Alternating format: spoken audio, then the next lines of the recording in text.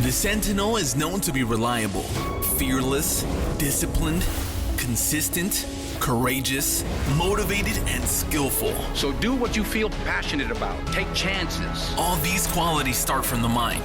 Your mind can be your worst enemy or your most powerful weapon. The world becomes your library to help you to become better at your craft. Is this the dagger? Learn how to achieve greatness and tap into the Sentinel mindset.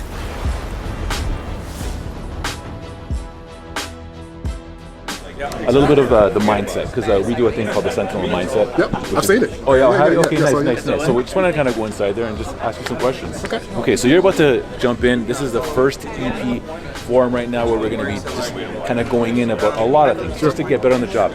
One of the things that I'm noticing is that, I mean, you got a lot of people here that have a lot of backgrounds, okay? And everyone kind of almost like has a way of doing something. Sure.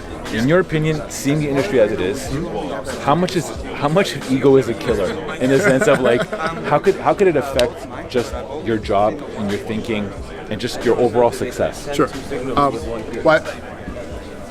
Having a focus, having vision is important. Right. The challenge comes when it's all wrapped up in ego. Right. It'll limit you.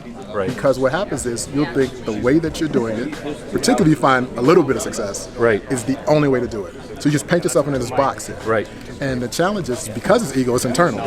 So you don't see it that you've actually drawn this square around that you can't get out of. Right. So and then it takes someone else bringing it to you, or a number of failures where you kind of, have to clean up and go, okay, I've got to reflect. Right. Self-reflection is probably the best, but somebody just pull your coattail and say, hey, check this out. So our industry, I think, has a lot of room for growth, a lot of room for expansion. I love the format here because it pushes things forward.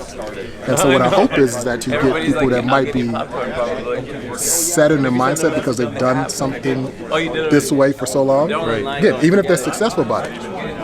What we're looking at is that next generation and the generation after that, how are they going to view close protection? How are they going to view protective services? Right. And so that requires, okay, here's a challenge. Yeah. Here are these potential solutions. Right. 1, 2, 3, 4, 5, 6. And then you pick which one fits for what you're trying to get accomplished. Okay, that's good, man. So I think that's the big piece. Yeah, for sure. And Elijah, another thing is like I've seen some of your podcasts. Obviously, a lot of exposure, seeing from other people what you've done and how you've gone through and navigated through things. A lot of people want to get into the EV game, or in general, just into the protective game, whatever that may be in security.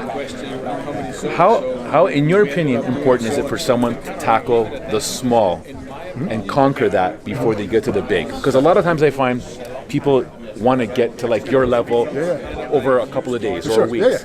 So what would you tell that individual that wants to kind of pursue that, to kind of I would say think big, Yeah. but don't skip steps. Okay. So you can do a roadmap. Figure out what that destination is. Have your whiteboard, your wish board, any of those types of things. Right. This is my end goal. Right.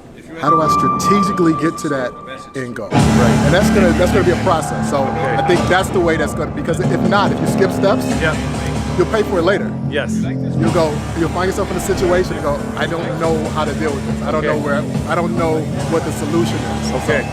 Well, I think that's a cue for you to get on. All right. Thank you so much, brother. Hey, my guy, good.